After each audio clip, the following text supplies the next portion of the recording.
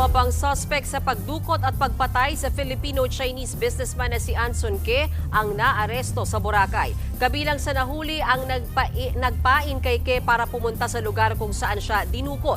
Nasa frontline ng balitang yan si Brian Castillo.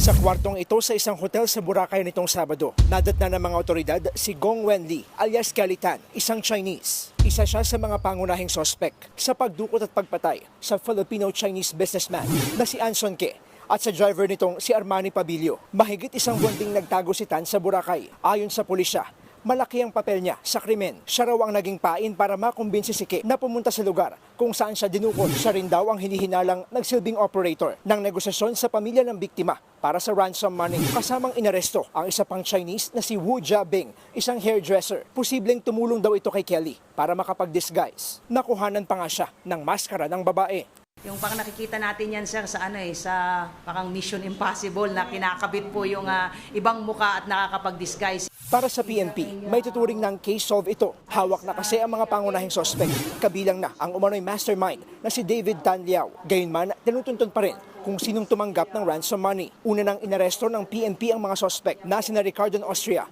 at Raymart Catequista. Isa pa ang tinutugis. Nagbabalita mula sa frontline. Brian Castillo, News 5.